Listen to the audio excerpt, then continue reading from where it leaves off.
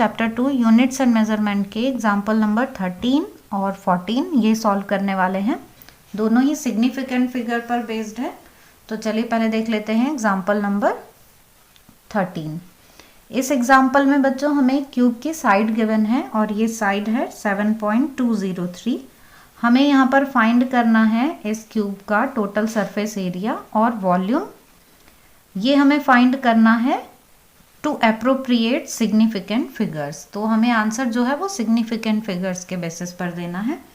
तो चलिए देख लेते हैं। साइड हमें यहाँ क्यूब की गिवन है। सरफेस एरिया का हमें फॉर्मूला पता ही है कि क्यूब का सरफेस एरिया होता है 6 इंटू साइड स्क्वायर या 6a square, where a is the side of cube. बस हमने यहाँ पर साइड की वैल्यू रख दी है और फिर हमने इसका स्क्वायर करके 6 से मल्टीप्लाई कर दिया तो हमें बहुत बड़ी सी वैल्यूज मिलती है। हमने उसको अभी 3 डेसिमल के बाद 3 पॉइंट तक लिखा है। अब क्या करना है बच्चों, हम ये देखेंगे कि हम अपने आंसर को कितना राउंड ऑफ करें। तो वो डिपेंड करेगा कि हमें जो वैल्यू गिवन है उसमें कितने सिग्निफिकेंट फिगर्स हैं। यहाँ पर हमें 7.203 में अगर हम देखें तो यहाँ कितने सिग्निफिकेंट फिगर हैं बच्चों, 4। तो हमारा आंसर भी 4 सिग्निफिकेंट फिगर तक आना चाहिए। यहाँ ये तो काफ़ी बड़ी वैल्यू है तो हम इसको 4 सिग्निफिकेंट फिगर्स तक राउंड ऑफ कर लेंगे। तो जो हमारा आंसर है वो क्या आ जाएगा, 311.3, 311.3। अब ये हमने 4 सिग्निफिकेंट फिगर्स तक आंसर अपना राउंड ऑफ कर लिया है। तो ये आंसर आ गया सरफेस एरिया के लिए। अब हमें इसमें वॉल्यूम और कैलकुलेट करना है। तो वॉल्यूम का फॉर्मूला क्या होता है, साइड का क्यूब। तो हमने यहाँ साइड की वैल्यू रख दी है और इसका क्यूब कर दिया है। तो ये मल्टीप्लाई करके हमें फिर से काफ़ी बड़ी वैल्यू मिल जाती है। उसको हम अगेन राउंड ऑफ कर लेंगे 4 नंबर ऑफ सिग्निफिकेंट फिगर्स तक। 4 नंबर ऑफ सिग्निफिकेंट फिगर्स तक जब हम इसको राउंड ऑफ करते हैं तो वॉल्यूम आ जाता है 373.7 मीटर क्यूब। यहाँ तक हमने इसको राउंड ऑफ कर लिया। तो बस इसमें हमें क्या ध्यान रखना है कि क्वेश्चन में हमें जो वैल्यूज गिवन है वो कितने सिग्निफिकेंट फिगर्स तक हैं, उनके अकॉर्डिंग ही हम अपने आंसर को राउंड ऑफ कर लेते हैं।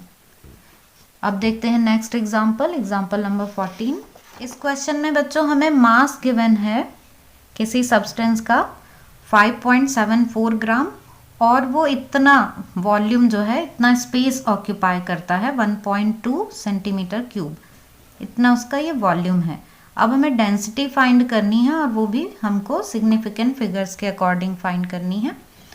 डेंसिटी का फॉर्मूला मास अपॉन वॉल्यूम। तो यहाँ पर हमने मास अपॉन वॉल्यूम, मास की वैल्यू, ये वॉल्यूम की वैल्यू डिवाइड करके हमें काफ़ी बड़ी वैल्यू मिलती है। ये 3 ऐसे ही आगे तक आते चले जाते हैं।